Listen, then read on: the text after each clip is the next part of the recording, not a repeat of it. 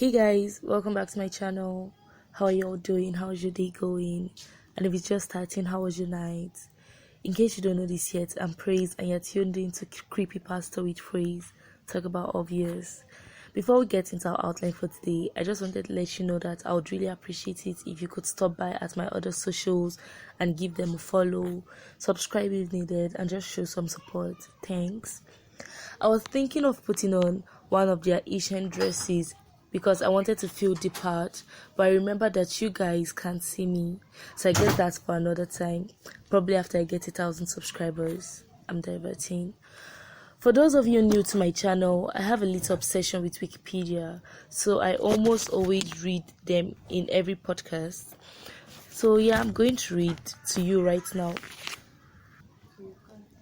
In the history of United Kingdom, the Victorian era was the period of Queen Victoria's reign, and from 20th of June 1837 until her death on the 22nd January 1901.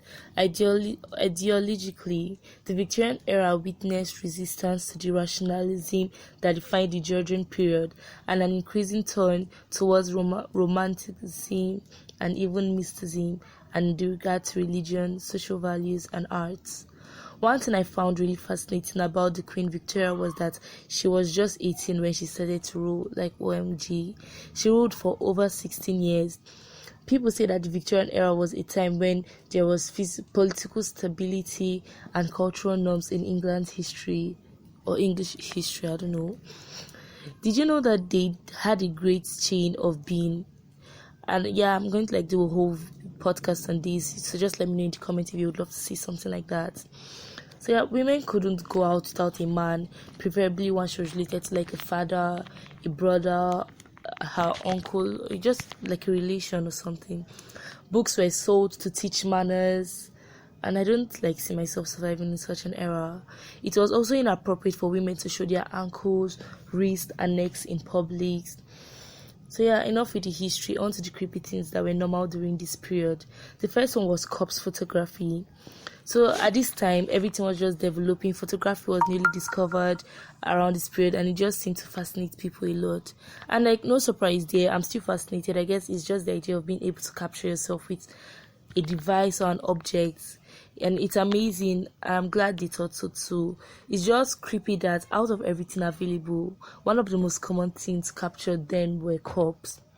And they had maybe someone in their family just died and they just wanted to have a person in the family picture. Maybe the person died before they could get a picture, because at that time death was at a very high rate. They didn't have enough medicines. They didn't have they were just developing, so they didn't know most things. They didn't know what was harmful and what wasn't harmful, and they went as far as to placing them as though they were still alive.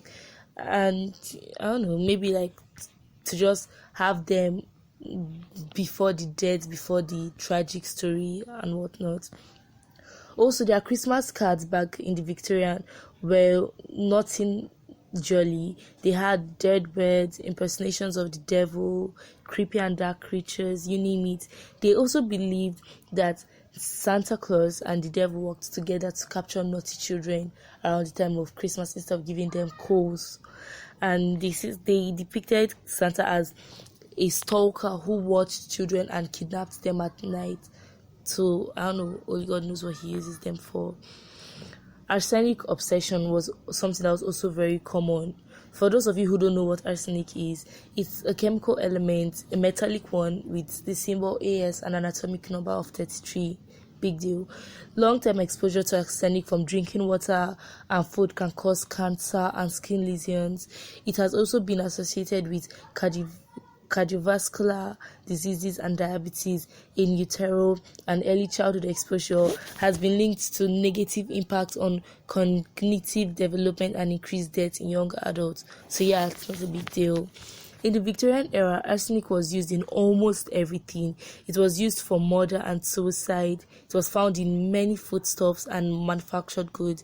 It was used by doctors, taxidermists, miners, makers of wax flowers, workmen in hanging wallpaper, and farm works in sheep dip.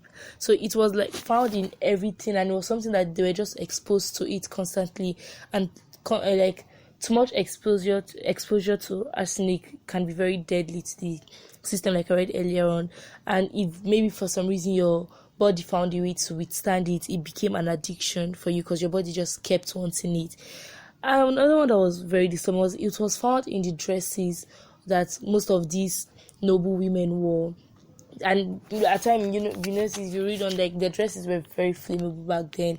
It caused a lot of dirt for both performance and even people who were just using it to do their works at home, especially since the dresses were very large and were not something simple that you could easily manage or like watch where every material, every fabric went to.